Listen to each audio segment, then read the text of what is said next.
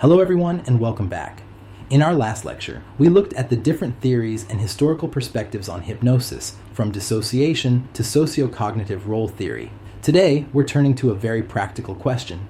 Why do some people respond so strongly to hypnosis while others hardly respond at all? This concept is known as hypnotizability. What do we mean by hypnotizability?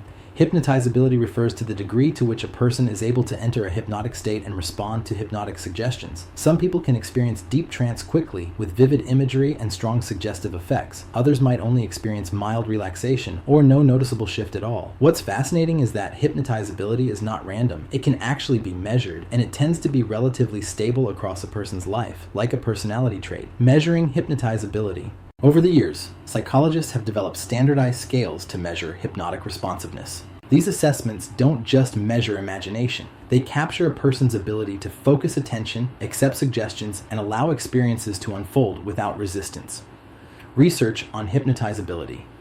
So, what do we know from the research? First, hypnotizability tends to be fairly stable over time. If someone is highly hypnotizable in their 20s, chances are they'll still be responsive in their 40s. But it's not completely fixed. Training, practice, and repeated exposure can enhance responsiveness for some people. Second, hypnotizability varies across the population. Roughly, about 10 to 15% of people are highly hypnotizable. About 60% fall into a moderate range, and another 20 to 25% are low responders. Interestingly, children, especially between ages 7 and 9, tend to be the most hypnotizable. Their natural imagination, absorption, and openness make trance states come easily.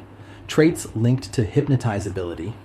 Hypnotizability often correlates with certain psychological traits. Imagination, the ability to create vivid mental images. Absorption, the capacity to become fully immersed in an activity, like losing yourself in music, reading, or daydreaming. Selective attention, the skill of focusing deeply on one thing while filtering out distractions. These are the same qualities that make people excellent candidates for therapies like guided imagery or mindfulness. Clinical relevance. Now, why does this matter in trauma therapy? Research has found that hypnotizability is clinically relevant to a number of conditions. Higher levels of hypnotizability are often seen in individuals with phobias, post-traumatic stress disorder, dissociative disorders, chronic nightmares. This doesn't mean these people are weaker or more gullible. Instead, it suggests that their minds are especially skilled at focusing inward, creating vivid mental experiences, and separating different streams of awareness. In therapy, these same traits can become powerful resources for healing, if guided ethically.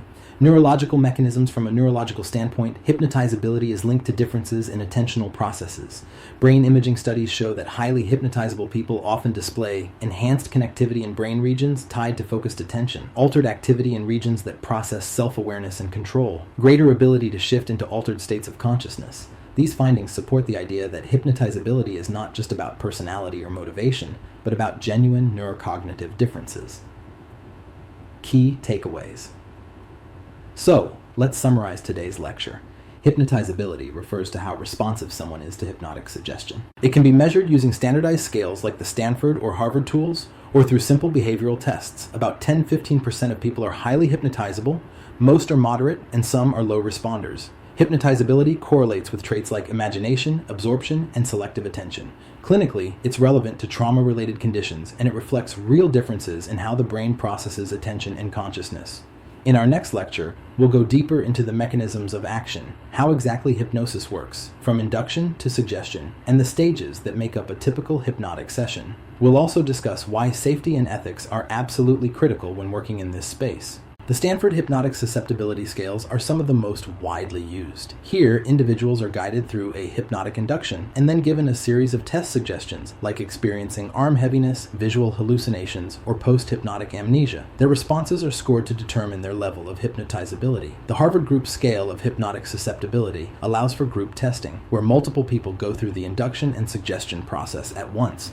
Another tool, the Hypnosis Induction Profile, is often used in clinical settings for quicker assessments. There are also simpler demonstrations. Chevreul's pendulum test, where someone holds a small pendulum and is told it will begin to swing, and often it does, driven by subtle, unconscious movements. The hot object test, where suggestion can create sensations of heat. Hand clasp tests, where people are told they cannot pull their hands apart, and many genuinely find it difficult.